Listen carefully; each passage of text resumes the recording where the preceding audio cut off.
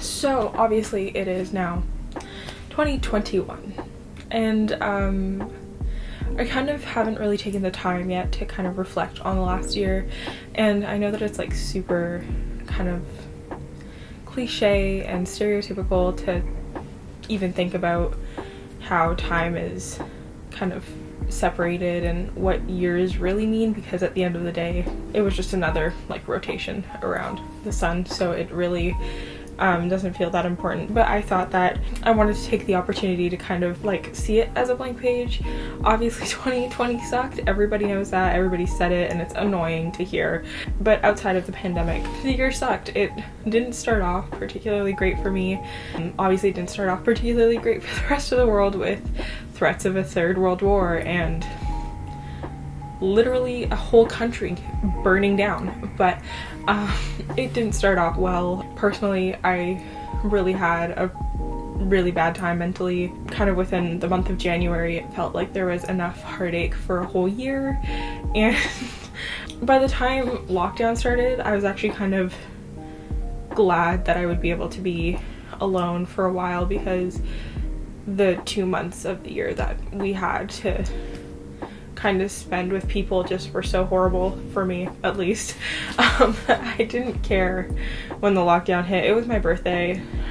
It was a couple days before my birthday that my school shut down, and to be honest with you, like, I was so relieved. I'm gonna talk to you guys about the things that I've learned over the year. The first 2 months I feel like I didn't learn very much. I was just really depressed, really depressed, so I spent a lot of time just by myself and in bed.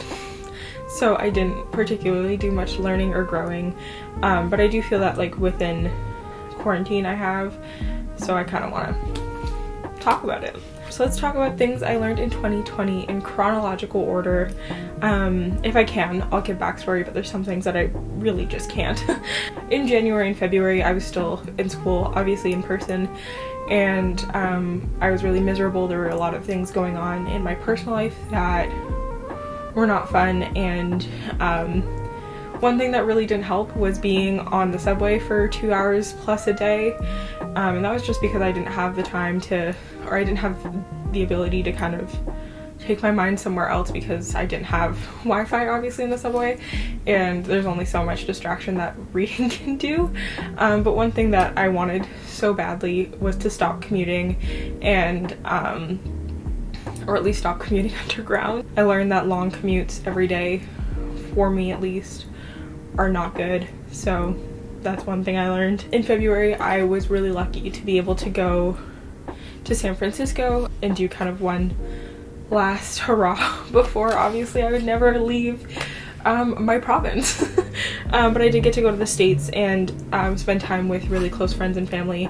And it was kind of on that trip that I decided that I wanted to potentially move there. Obviously right now it's not feasible because of the pandemic. I did consider it because everything is online, my job is online, my school is online, but getting a visa and working towards my citizenship is a lot of work, and definitely not something I want to take on while I'm still in school. So it is definitely a very huge contender for May of 2022 when I am officially graduated. It is kind of at the top of my list of places that I am thinking of moving and continuing my studies. So on that trip I kind of learned that not only did I want to live there for a bit, but I also decided that pursuing a master's degree is something that I really want.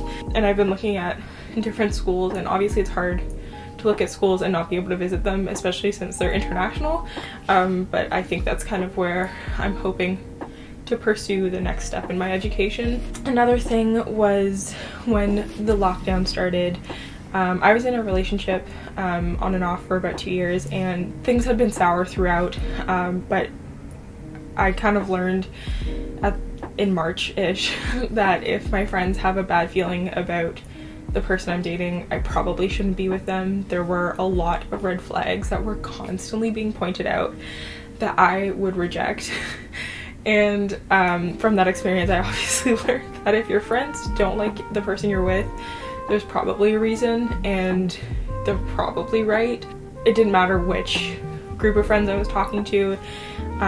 It was pretty out there that there was a lot of things wrong with the person I was with and the way that they treated me, so I guess going forward I will be listening to that advice a little bit more. Birthdays stop being fun after you turn 19, and I think that's mainly because I didn't actually get to spend my birthday with my friends like I had hoped to.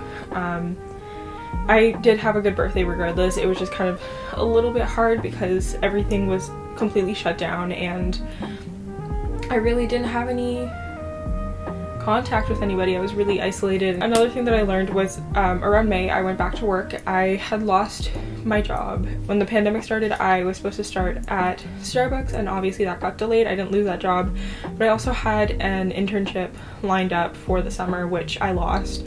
But I ended up going back to Starbucks in May and it was both the best and worst job I've had. In terms of like how fun it was a really good time. I loved making drinks. I loved working the till. I did have a lot of issues with customers, but I feel like that's normal. And management was a little bit iffy. So it was kind of like the best in terms of like I had so much fun like actually doing it, but the worst in terms of like management. Towards the end of the summer, I ended up getting a really good job in customer service for a pretty good company. And I remember when I was interviewing for it, I was almost certain that I wouldn't get it because I was underqualified, or I thought I was underqualified. I was still in school and it was a full-time permanent position. But I ended up getting the job and they ended up kind of switching it around so I could go to part-time when the school year started and hopefully to full-time again when the summer rolls around. But I kind of wanted to, I kind of learned that my professional worth, at least in a customer service field, is pretty high. I've worked a lot of customer service jobs and I'm pretty good at it. I just kind of acknowledged my worth there, I guess, which is definitely growth, I guess. A really important one, a really important one is to stop letting people who treat you like shit control your life and be a part of your life. 2020 was a year where I lost a lot of people. Those people don't deserve me, to say the least. And in terms of my friendships, I lost a lot of people because of a really big moral disagreement, and later found out that there was a lot of things being said about me behind my back that were pretty disgusting and really disrespectful. And now looking back on it, I felt guilt. I felt so sad about losing all those friends, but I feel so comfortable with the people I do have in my life and I feel so glad to have them. And their support has obviously been so amazing and helpful through all of this, but I am done with people who treat me like shit, for lack of better words. To kind of go back onto that last point, my opinions on what I want to do with my life, what I choose to eat, because that was something that I was mocked for, and my morals are valid. I was mocked for wanting to move away. I was mocked for wanting to like live somewhere expensive when I already live somewhere expensive. Like I already live in a city that is, I think we're number 1 or number 2 in terms of how expensive rent is, and I still want to potentially move to New York, San Francisco, London, like all these really expensive cities. But I got mocked for that, which like, why? Why? I was also mocked for potentially wanting to go vegetarian for a long time. I debated whether or not it was something that I wanted to do, and whenever I would run it past my friends, it would get made fun of. Now I am plant-based. Like now they're out of my life and I feel very happy and content with my choice to stop eating meat. But that was something that people decided to pick at for some reason. Now to segue on to the second part of this video, I kind of want to acknowledge the things that I'm proud of that I did and that I accomplished in 2020. This list is really short. It was really hard for me to reflect on things that I'm proud of because I don't value myself very much, to say the least. So I'm just gonna, I kind of forced myself to write this list, but it's something that I'm still kind of proud of myself for doing anyways. So the first thing and the main thing is I'm so proud of myself for being able to move out of my grandparents' house, move out of my parents' house, and pay my own rent. I am essentially financially independent. I don't pay my own tuition. We have money saved for that, so which is like I'm so grateful for. And my parents still pay my phone bill, but otherwise I'm completely financially independent, which feels so good. I feel really proud and lucky to be in the position that I'm in, which moves me to my second thing that I'm proud of is the job that I have right now. It's a job, it's still work. It's not my perfect job, but it's definitely a huge step up from any other job that I've had before, and I feel really lucky to have it. I feel really proud that I was able to work hard to get it. Number 3 is how much my hair has grown this year. If you guys maybe remember, I like cut it to my shoulder, so my hair has grown a pretty decent amount. I also cut my bangs. They're pretty much gone. They're little curtain bangs now, which I'm happy. I was over the bangs. I'm proud of my hair for growing. Next, I'm really proud of myself for starting therapy this year. I started therapy in September, and I probably wouldn't have started it if it weren't for certain people in my life, a certain person in my life. And so I'm obviously so grateful to them, but also really proud of myself for the progress I've made and kind of how much like it has changed my perspective on myself and my mental illness and all of that kind of stuff. I'm really proud of myself for taking those steps. And finally, I'm going to run through a few goals that I have for 2021. These are very small goals because I don't want to give myself anything too big because I have no idea what this year is going to look like. So I am just gonna work on these things and hope for the best. So the first one is working on my confidence, whether that be body confidence, professional confidence, or just social confidence, especially because of the pandemic. A lot of that just doesn't exist anymore.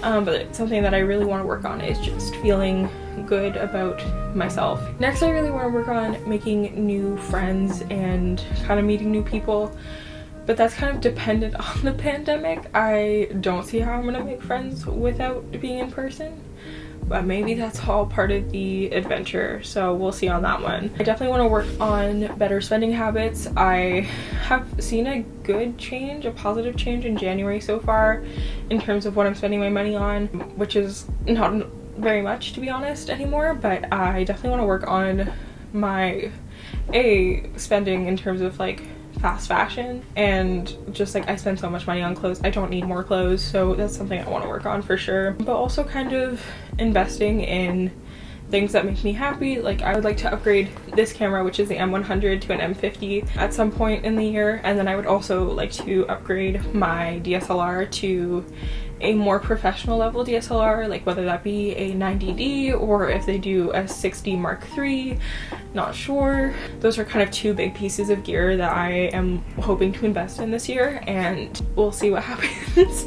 We'll see what happens. I think that it'll definitely be doable if I go back to work full time, but rather than just buying clothes like every other week, just putting that money away and working on better purchases, I guess. Next, I'd like to hit 500 subscribers by the end of the year, which may seem like a very small goal, but just based on the fact that I didn't upload for most of January, I think that 500 is probably fair, but we'll see. Maybe that'll change. Right now we're looking at 500 by the end of the year. And with that being said, if you want to subscribe, that's cool. I would also like to travel if it's safe, and obviously get the vaccine. I am excited for that vaccine and will be taking it as soon as it is my turn. So I hope you guys kind of enjoyed this breakthrough of the last year and what I'm hoping to do in the next year. I hope to be back with weekly uploads, but just because school is starting back up again, I'm kind of trying to find my bearings, and then we'll see from there.